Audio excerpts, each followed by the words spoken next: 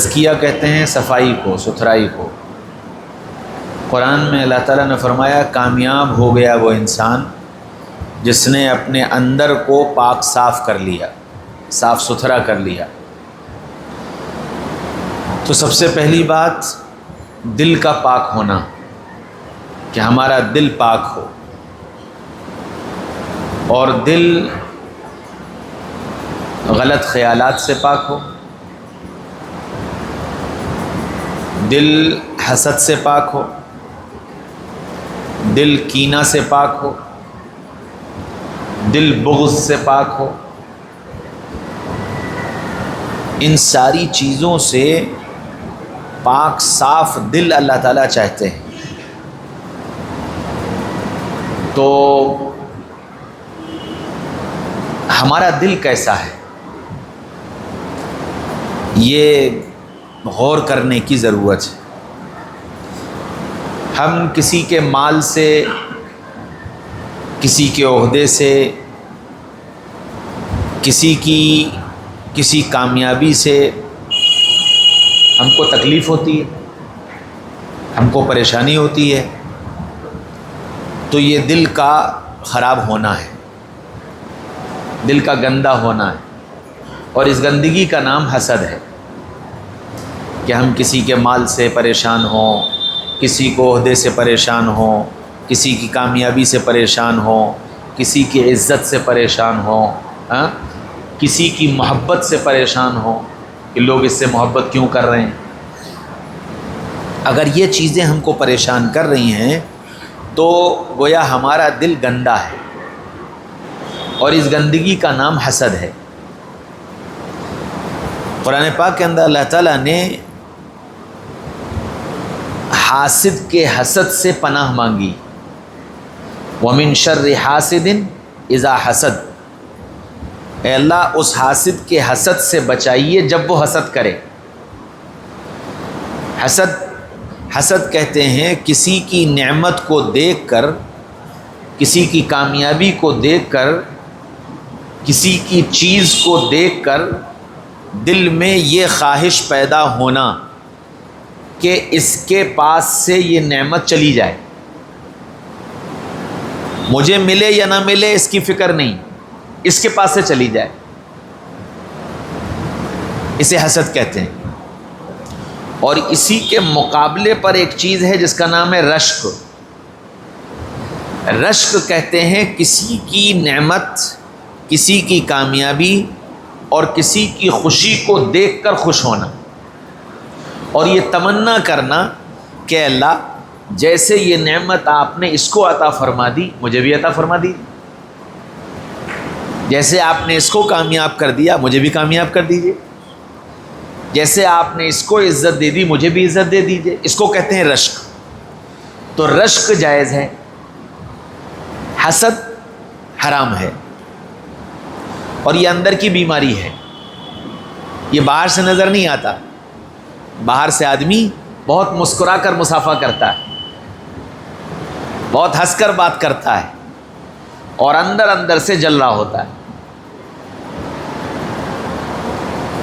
اندر سے نفرت کی آگ بھڑک رہی ہوتی ہے۔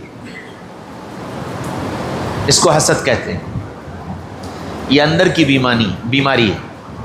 اللہ تعالیٰ اس بیماری سے پاک صاف دیکھنا چاہتے ہیں۔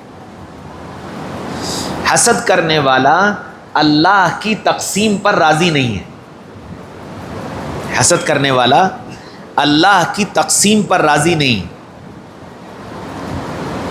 کسی کو مال ملا، کوئی غریب ہو گیا، تو یہ میرے اور آپ کے کرنے سے نہیں ہوا، یہ اللہ کی تقسیم تھی۔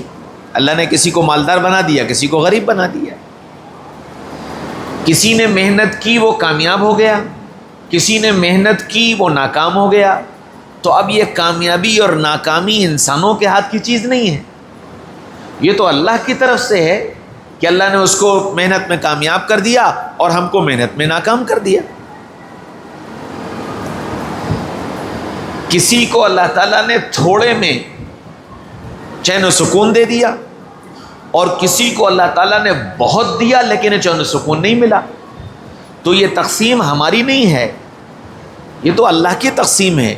اب کوئی آدمی کسی کے سکون سے پریشان ہے، کسی کی خوشی سے پریشان ہے، کسی کے مال سے پریشان ہے، کسی کی عزت سے پریشان ہے، تو وہ اللہ کے فیصلے پر راضی نہیں. گویا اس کی نگاہ میں نعوذ باللہ اللہ کا فیصلہ غلط ہے کہ جی مال اس کو کیوں ملا، مجھے ملنا چاہیے تھا. کامیابی اسے کیوں ملی، مجھے ملنی چاہیے تھی. عزت اسے کیوں ملی، مجھے ملنی چاہیے تھی. تو حاسد جو ہوتا ہے وہ اللہ کے فیصلے پر راضی نہیں ہوتا. اور اللہ کے نبی صلی اللہ علیہ وسلم نے فرمایا کہ حاسد دنیا کی آگ میں بھی جلتا ہے اور کل آخرت کی آگ میں بھی جلے گا. دنیا کی آگ تو یہ ہے کہ آدمی سامنے والے کی کامیابی، مال، عزت، دولت، شہرت، ان سب کو دیکھ دیکھ کر جل رہا ہوتا ہے. ہائے ہائے اسے کیسے مل گیا، ہائے اسے کیسے مل گیا، ہائے. یہ ہائے اس کو جلائے ڈالتی. اور آخرت میں یہ اس لیے جلے گا کہ یہ اللہ کے فیصلے پر راضی نہیں تھا. آخرت میں یہ اس لیے جلے گا کہ یہ اللہ کے فیصلے پر راضی نہیں تھا.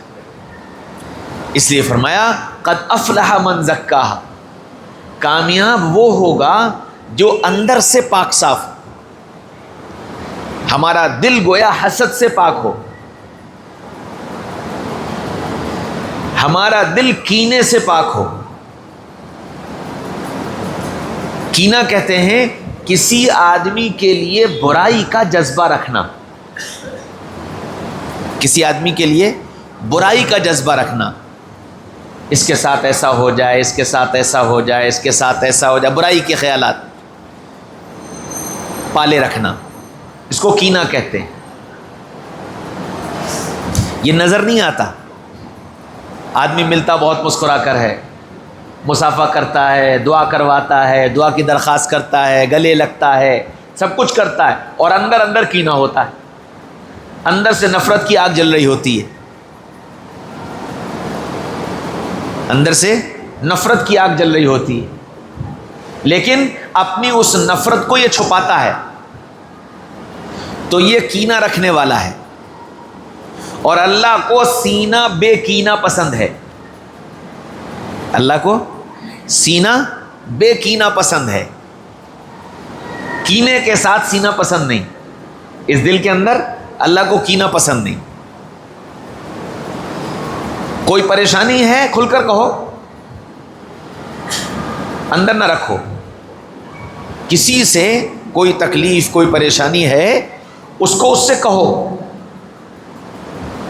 اس کو دور کرو، اس کو صاف کرو. اس کو دل میں پالے رکھنا یہ کینہ کہلاتا ہے.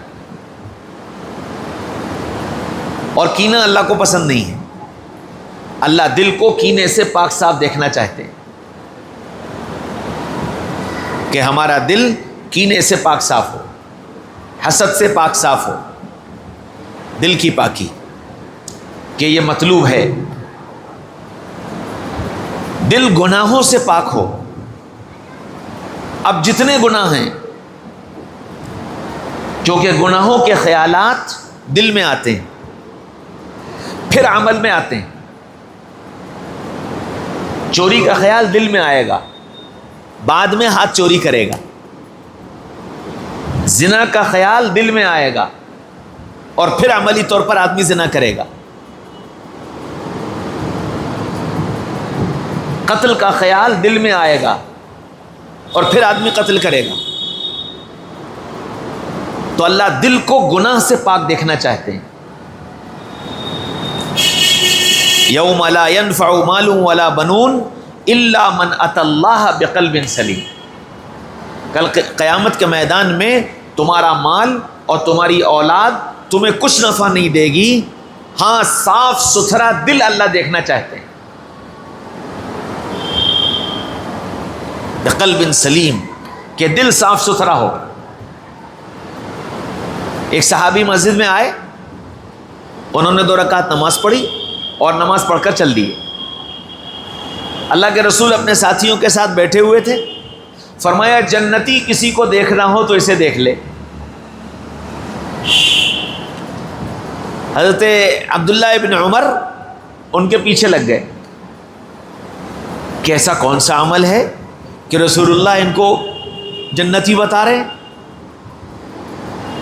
ساتھ رہے، پھر کہنے لگے چچا جان گھر میں کچھ ناراضگی ہو گئی ہے تو آج رات کے آپ کے پاس رک جاؤں؟ انہوں نے کہا بسم اللہ، گھر لے گئے۔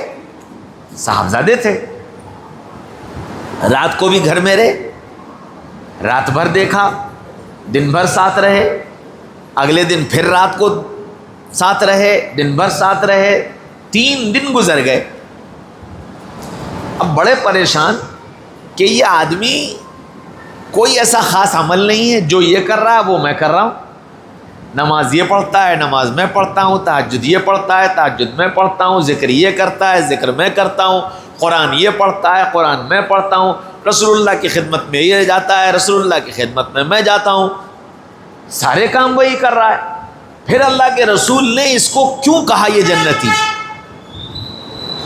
جب 3 دن گزر گئے اور کوئی چیز سمجھ میں نہیں آئی تو پھر خود ہی کہنے لگے چچا جان میں آپ کے پیچھے اس لیے لگا تھا اور 3 دن سے لگا ہوا تھا کہ رسول اللہ نے آپ کو دیکھ کر یہ کہا تھا کہ جنتی کسی کو دیکھنا ہو تو اسے دیکھ لے، تو میں وہ عمل پتہ لگانے آیا تھا کہ جس عمل پر رسول اللہ نے آپ کو جنتی بتایا، اور 3 دن میں مجھے تو کوئی عمل نظر آیا نہیں، ایسا کوئی خاص عمل جس کی وجہ سے آپ کو یہ سرٹیفکیٹ مل گیا۔ اب مجھے تو نظر نہیں آیا، آپ بتا دیجئے۔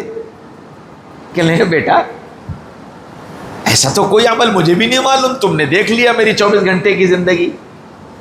کہ لیں نہیں چچا جان ایسا تو نہیں ہو سکتا، کوئی تو عمل ہے جس کی وجہ سے رسول اللہ نے آپ کو سرٹیفکیٹ دیا۔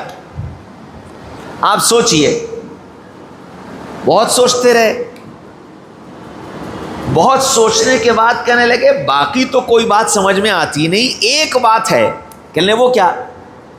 کہنے لگے بس بات یہ ہے کہ میں رات کو جب بستر پر لیٹتا ہوں تو سارے ایمان والوں کی طرف سے میرا دل صاف ستھرا ہوتا ہے، میں کسی ایمان والے کے لیے دل میں اپنے گندگی لے کر نہیں لیٹتا۔ تو وہ فرمانے لگے خدا کی قسم یہی ہے جس کی وجہ سے رسول اللہ نے آپ کو جنتی ہونے کی بشارت دی۔ تو اللہ صاف ستھرا دل دیکھنا چاہتا ہے۔ اچھا اگر ہم کسی کی طرف سے دل گندا رکھیں تو اس کو کیا نقصان؟ مثال کے طور پر میں ان سے اپنے دل میں حسد پال لوں، اپنے دل میں کینہ پال لوں، تو ان کو کیا نقصان ہے؟ ان کا تو کچھ نہیں بگڑے گا، یہ جیسے کھا رہے ہیں جیسے پی رہے ہیں جیسے سو رہے ہیں جیسے جاگ رہے ہیں جیسے کما رہے ہیں جیسے گھوم رہے ہیں جیسے ہنس رہے ہیں جیسے بول رہے ہیں، سب کچھ ان کا چلتا رہے گا، میں جلتا رہوں گا اور میری آخرت برباد ہوتی رہے گی۔ ہم کسی کے لیے کینہ رکھیں یا حسد رکھیں، ہم اس کو نقصان نہیں پہنچا پاتے، ہم اس کو نقصان نہیں پہنچا پاتے، اپنا نقصان کر لیتے۔ تو قرآن کیا کہہ رہا ہے؟ ان گندگیوں سے اپنے دل کو پاک کرو، قد افلح من زکاہا، کہ تمہارا دل حسد سے پاک ہو، کینہ سے پاک ہو،